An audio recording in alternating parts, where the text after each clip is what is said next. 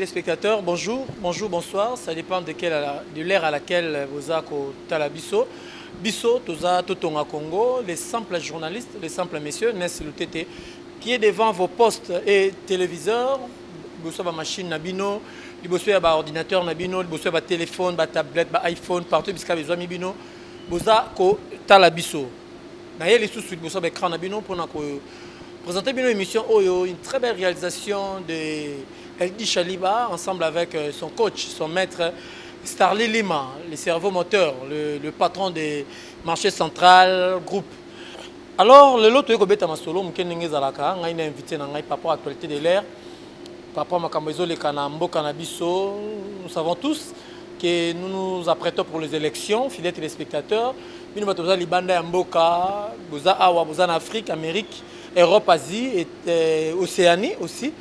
Vous voyez que la République démocratique du Congo est en train de s'apprêter pour les élections au mois de décembre. Déjà, nous sommes en train de... La CENI est en train d'enrôler les Congolais et permettre qu'il y ait des élections dans la carte d'électeur, il y a 6 cas. Nous avons vu dans l'écran, nous avons vu dans l'actualité, dans le tweet, combien les politiciens en Mboka Nabiso se démarquer, quitter l'Union sacrée, que ça là au front, il y a opposition pour on peut pas battre l'élection. Il n'y a pas longtemps, dans les jours où les Kato, Tomoni, Mungez Mayej, Muyej Mangez, Muyej Mangez a aussi longwa na Union sacrée, a longwe comme gouverneur, a sali des missions à rejoindre quand il y a opposant. Et ça analyste, et ça émission, je suis avec mon invité qui est Molobelia Peuple, Molobelia Banafuna, Yende, Toyambi na Poko Alilo. Nous sommes à la Bisso. Bonjour, bonsoir. Namboka Ozwami, Ero Bozali, moi, je vous salue. Papa Mbote. Mbote te connaissent. Nabanzi Leroyo, Funa Mobimba, Ezako Tele, Mapona Kolanda, Ozali, Molobe Nabango, O Babengi na Kombo, ya avocat des opprimés, Jean-Luc Nsoka, O Yazon mandat et pas la population, ya Kolobela, Natina, Makamono, Serokoleka. Il y a politique na mboka na biso na yebi ke lero na prison makala ba prisonnier baza ko telema pona kolanda ozali émission na bango et puis bazomi na poto ba kolanda ozali émission na bango et na yebi ke na cadre na mission oyo to kolobla makambo ebele oyo ebele bato ba kongoman ba kozala éclairer ba population te pesa mandat ya comme molobeli na bango naza avocat des opprimés ba opprimés de ba pesa mandat. Effectivement, naza na mandat ya kolobela peuple nyo surtout o za démuni. Peuple nyo yo lobela o bazo souffrir bazo la nzala bazo nyo kwama ndeyo moni ya kolobela. Na fandaka elongo na bango na tambola na bango na liaka na bango et mi kolonioso na zwaka plainte ya ba Congo le nyonso bazo subir ba injustice. Pas plus tard que tant avant que na koma na esika oyo na otoza ba message ba prisonnier na makala na ba prisonnier na makala pour na kotalisa ba condition na bango ndenge nini ba loko vivre kuna ina otoza ba message ya bandeko ya moto chaque jour ba loko pesa 500 francs congolais pour na kosomba ticket na bango na tina ete batongela bango ba parking mais ndeko tala bisika mabe ezwami na mboka na bakambi mosusu oyo bazali contre régime Yavachi, mbongo ezokota na ba moto chaque jour. Mais tala na victoire ndenge ba motar ba telemaka. Parking na bango eza wapi. Tala na bandale nombre ba motar ba kenda ka selembango, ba kenda ka ipen. Tala mo parking ya moke ba chele bango. Alors ba pesinga mandat ko lobela bango pona ko message et pas ya gouverneur ya ville Ngobila et ata la situation yaba motar wana abongisela bango esika malamu pona bako côté malamu ba se protéger parce que ba leko contribuer pona réussite ya ville mi coloniaux ba pesaka mbongo ile ko ba ke motar non surtout chaque semaine a pesaka 3000 francs na ye pona construction ya ville Kinshasa ningo yozo mona ville Kinshasa zo tambola pona yozo tambola bientôt mabe ndeko nafandaka na lola te nafandaka na Kinshasa nazomona ke makambo mingi na ville ya Kinshasa ekambami malamu te ezotambola malamu te nga naza molobeli ya peuple azali kosouffrir na ville ya Kinshasa awa pape azali koya bazali kobuka bisika bamama batekaka na balabala bazali kobuka bisika batie bakioske c'est bien ya kobuka mais en contrepartie bobongiseli peuple nini pourquoi seulement kozela kobongisa ntango pomoni arrivé à pape est-ce que mboka eza na propre il faut kaka pape aya est-ce que pape abando ya mikolo nyonso tout naza d'accord nango te mais naza pour que mboka ezala propre ebongisa molenge elongo bani. Gentini Ngobila pona yo il fait bien son travail.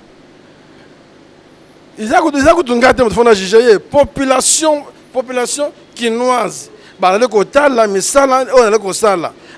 Opération zéro trou. Mais pas n'angai na funa. Sauf que na Selembao, nous avons 24 ex-libération. Okokuta mabulu eza ebele kuna. Okena ozunzela ya asosa. Okokuta mabulu eza kuna. Ozunzela Gambela. Okokuta mabulu eza kuna. Ozunzela Elengesa. Okokuta mabulu eza kuna. Ozunzela Rumpengaba. Okokuta mabulu eza kuna. Alors, population quinoise baza bazobate, bazomona. Est-ce que ça musala malamu, ça musala mabe? Je crois que réponse kalaming te kopesama na mapono ozala koya na décembre le 20 décembre.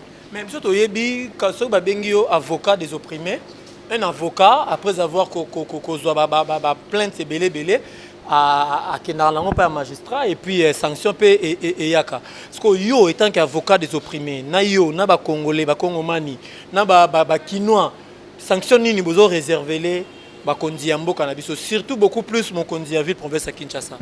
Ndeko eza pamba te mapono mezale koya po na mois ya décembre.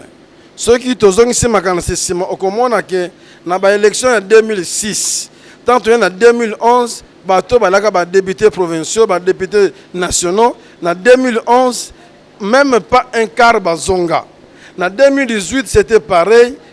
En 2018 c'était pareil. Et nous allons croire que na 2023 oyo population a un carton rouge ou avec sanctionné batonion so basale les mandats aux population après ça qui va monter. Ce que vous avez gouverné pour n'amboka na hote, pour n'andako na hote, pour na famille na hote, mais vous avez gouverneur pour la province. Ce que vous avez bourgmestre pour na yomo côté, vous avez bourgmestre pour la commune. Population de la commune nani asale mosala, ina mosala te. Et sanction ya malamu wa population ko salango eza mokolo ya maponome oyo population akokata le kambo akopesa carton rouge pas motonyo so ya sala musala lengi longo malite eza ACPT bata ACP to moni bazo battre record bata ACP baza partout na Kinshasa o le quartier marote sa ACP commune marote sa ACP na stratégie na bango ya ba bourgmestre nyon surtout ba sa déré na ACP donc ACP baza fort na Kinshasa. Est-ce que vous pensez vraiment que beaucoup sanctionner Gentini Ngobila na ACP na o ekomi lokola IDPS na Kinshasa? Ndeko Congolais nyonso za na mémoire malamu akoyeba ke na 2006 tola na gouverneur moko na kombo ya Kimbembe Mazunga. Gouverneur wana azalaka membre ya PPRD. Mais tant élection et salemaki ndeko wana bavota qui était. Or PPRD ba fiche bango ezalaki par-ci par-là na ville de Kinshasa pe na kati ya mboka ya Congo mais azwa quitté. Donc population a sanctionné ba kambinyo sur ville de Kinshasa na gouverneur qui no mutu asuka par rapport ya musala o bango basali bakambia ACPP nazolongola mutu te population bango ba na Kinbo Peto quand même to moni Kinbo Peto évolution ça va. Qui ne peut pas être évolution, ça va par rapport à quoi? Par rapport à Yandenge Kembo qui oui. Mais par rapport à Yandenge Kinshasa la belle qui zéro. Parce que ce qui me les bêtis au commun na victoire. Maï et Zanayo, ti pepe na bagenou. Ce qui me les bêtis, banzelano surtout, moyen que tambola ezate. Qui la belle zanine. Parce que tout le monde ba saleté bizarre, ezate nous tout. Tout le monde est-ce que Kinshasa va voter par député provinciaux, tout va voter par député provinciaux. Ceux qui bazali, basala comme ça là, nin. Sala musala les hommes appellent la musa batu. Ache lumière na 24 heures, ache lumière na ba grand acteur. Oh, c'est pas ça qui nous témoigne quand même beaucoup critiquer pe musala bongote. Yo zomo na kaka yo zomo na lumière wana. Degré ya to ya délinquance dans la ville province de Kinshasa. Yo zomo na ngote. bangi oyo ezalaki na ntango ya Mobutu bangi ezalaki ya kobatama lelo bangi ezomelama lokola mai soki okei na Selembao okei na Bumbu okei na Makala okei na Ngiringiri okei na Masina okei na Kingasani okei na Rond-Point Ngaba mpo na ntango kaka bakomini wana bakasavubu bangi oyo ezomelama lelo mokonzi ya ville azomona yango te babourgmestre bazomona yango te rôle nini bazali kojouer mpona komettre fin na situation wana. Je crois que population aza zoba te population azomona makambo ndenge ezosalema e kala mingi te population akopesa bic rouge na ye akopesa carton rouge na ye epai bato nyonso bali kokama mboka lolenge lobomani te bato nyonso bali kosunga président Faci te mpona kokozwa deuxième mandat na ye. Changeons de chapitre, fidèles téléspectateurs. Voilà le petit premier chapitre où Izalaki, ville-province à Kinshasa, Nabakambi Nango, tout le monde le gouverneur Jantini Mbakangobila, tout le monde assistant à Levin Pai, tout le monde a travaillé, ministres provinciaux, députés provinciaux, oh Moussala Nabango, Tilelo, Toye Bate Soki Moussala Nango, Nini, parce que tout oyo bazu ba problème na érosion na monga fula na banini ba députés provinciaux ya ville Kinshasa baza ba incapable ya ko créer structure moko pona ko épauler bango bazo zela kaka mbongo na bango ya corruption ba kende basomba mapangu basombela makango na bango ba jeep ba sacrifier bango bien na ko insista ka ko lobelo ko wana parce que j'ai les informations ya basi oyo ba makango oyo bozolinga bo sacrifier pour gagner encore bobima encore ba députés provinciaux na 2023 na ko yola bino encore avec des amples détails na dossier on a tout comme le dossier à makambo d'élection na 2023 na décembre déjà toutes les questions sont ma ponomie selon calendrier ya Seni Monsieur Jean-Luc Mekano Kobisabiso avocat des opprimés Mekano Kobisabiso scénario où ils ont les cas entre Nakata et Union Sacrée et là qui nini lelo mutazala qui pire Faci a Longwe a commis pire Katumbi a commis pire opposition. Qu'est-ce qui se passe? Union Sacrée et bébé il y a rien il y a plus rien de bon là-bas. Je connais ce loka kokama to ya loka sika ezalité. Na politique balliance salemaka pe balliance pe ekufaka. Donc les lois ezalaka mokokama te ceux qui bande baloko longwa Union Sacrée bande ko baloko Union Sacrée baloko na ensemble mais je crois que peuple congolais azazoba te. Avant de commencer na Union Sacrée bande ko ya ensemble ba utaki na régime passé babimaka na G7 pour pas que ça ensemble et longona Moïse Katumbi. Pourquoi bango bazana momesano balinga ko assumer bilan na bango te bafana kina Kabila balaki na Kabila bakabola ki gato na Kabila et tango yokomi bakomi proche ma ponomi balongwe baye na Union Sacrée baye na Union Sacrée basali bazu ba poste important so ko zu ministère ya plan aux ministère ya transport ministère ya affaires étrangères aux primature et kendaki na ensemble pendant tanga ba poste wana et oyebi dans un gouvernement ceux qui bazu déjà ba ministère clé lokola wana ça coûte combien dans un gouvernement et curieusement basali musala mabeto malamu bango moko bayebi curieusement une année avant ma élection balongwe comme d'habitude lolenge basalaki na régime passé na Joseph Kabila mais population azazo bate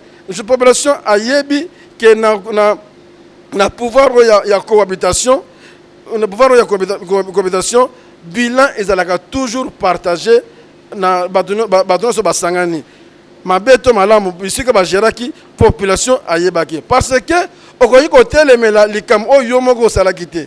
Donc mutu aza ministre ya transport avec ministre ya transport mutu avec ministre ya plan il a eu à contribuer quelque part donc akoyi kotelemela mosala ya salaki te. C'est ainsi nazo profiter bana ko féliciter ndeko premier ministre Jean-Michel Samba Lokonde bana féliciter ndeko Christophe Lutundula qui a bâti un travail de titan pour le retour dans la main levée, à comprendre qu'entre être loyal à un individu et servir la République, et là ils ont primé les bossos ça pour servir la République parce que parti politique et ça les maka n'habite à conquérir le pouvoir paye à maintenir le pouvoir le plus longtemps possible mais ceux qui m'ont déjà premier ministre, m'ont déjà ministre de transport, m'ont déjà ministre des affaires étrangères, ministre de la plan. C'est-à-dire qu'il y a un pouvoir à exercer en gros, Moutouana a connu qu'on a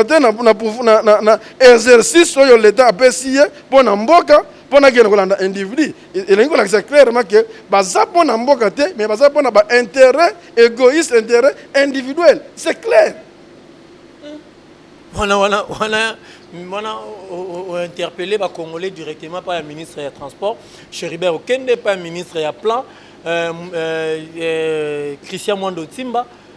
Mais le ministre est Batikali, Christophe Lutundula, le ministre est Batikali, le ministre est Essu, Moïndo Nzangi, Batikali, Bango Bazan a un sens patriotique. Mais ça le choix entre être loyal à un individu et servir la nation. Na banzi même moi na moke réponse est la claire et là qu'ils ont primé ça intérêt supérieur ya mboka ba moni que manam ba mema édifice na bango pour na mboka et ken liboso ba tikali pour servir non pas un individu mais pour servir la nation non ba moni que basi bazoki mabenga na bango c'est tondi pour na basi bazui ba ke na bango go sepela na lebanda et puis il a sécurité parce que na parti politique mutako tanga lingi pa ndenga lingi elingo ba ke na alliance to yokani to continuer nzela moko to yokani to kabani mais eloko za mabezani na mboka oyo tozala na premier ministre moko na Kombo ya Lunda Bululu qui était nommé premier ministre na l'époque ya Maréchal Mobutu amoni ke ba aspiration politique na ye plan na ye Maréchal Mobutu a respecté en côté, il a été clair, il a démissionné avant qu'il y ait Banda Moussala. Et les Nikolbanine, ceux qui sont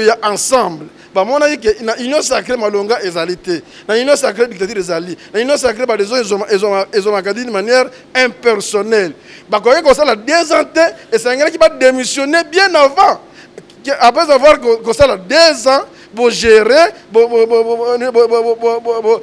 tango simbo na pasteur to bozalaki na lolengo bin bolengelaki et simonango démissionner c'est bien mais vous devez nous faire le détail possible il y a pas poste de responsabilité oyo bino bebe ko assumer to yeba qu'est-ce qui a marché qu'est-ce qui n'a pas marché et quelle est votre responsabilité par rapport à la fonction obino boakipaki. Mais pourquoi quand bato bazo démissionner pembeni ya Fachi to monaki to moni Moïse Katumbi a dialogue pembeni na ye bazalaki bloc de 4 INC ensemble la Muka et puis UDPS to moni 2 poids lourds bakei batikali yena nande konaye Vital Kamerhe au peut ozoye ba position jusque là nan peut s'annoncer nan peut apesi position a été. Qu'est-ce qui s'est passé? C'est Fachi qui est mauvais ou c'est Fachi qui est mal compris?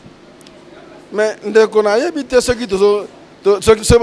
qui vont comprendre ou pas. Nous allons continuer à la politique, l'alliance c'est ça, l'alliance c'est Koufaka. Mais, total, dans 2000, ensemble, nous avons fait et ça lolenge na bango et ça malade ya ba politiciens congolais alinga kwa sime bilan na yete alinga kwa sime passé na yete na 2006 alliance moko esalemaki entre Palou na PPRD mais Palou asimaka bilan na ye responsabilité na ye il y a 2006 kino lelo mais bande ko ensemble tout le monde ne pas Joseph Kabila ils ont partagé le bilan dans Joseph Kabila. Tout le monde a FCC. Va gérer Mboka Oyo. Le pouvoir en 2018. Dans le régime Vachi. Bazui Assemblée nationale. Bazui Sénat. Bazui gouvernement. Bazui le Premier ministre. Bazui ceux qui 21. Province, majorité de l'Assemblée provinciale, le gouverneur. 2 ans après, le col va dire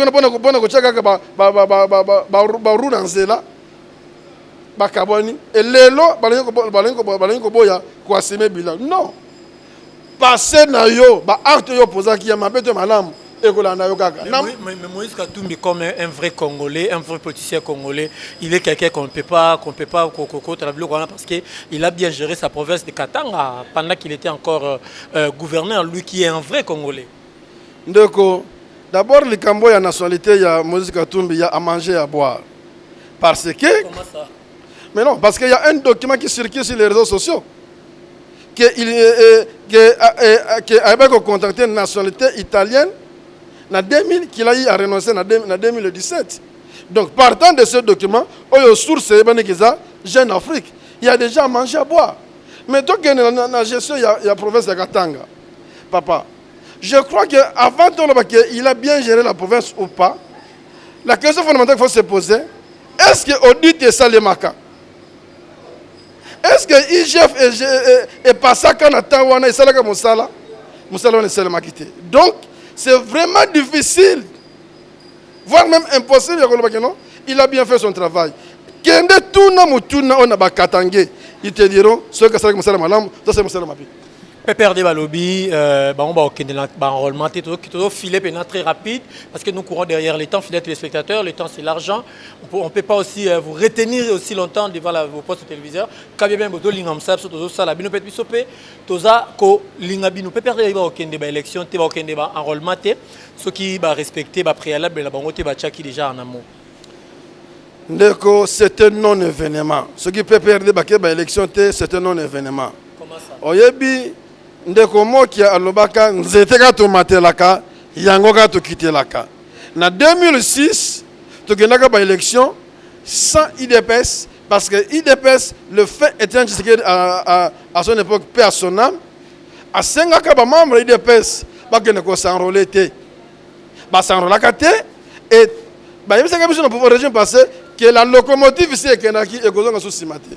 Donc je crois que Bandeko ya PPRD, ils ont encore le temps de se ressaisir, bazonga na droit chemin, bazonga na rail, de se faire enrôler pour l'élection. Parce que même ceux qui Bandeko ya PPRD bazou ba carte d'électeur, tu élection. Et le ciel ne tombera pas sur le Congo. Parce que, et seulement que déjà en 2006, ils nous ont dit que le ciel ne tombera pas sur le Congo, parce qu'il y a une élection.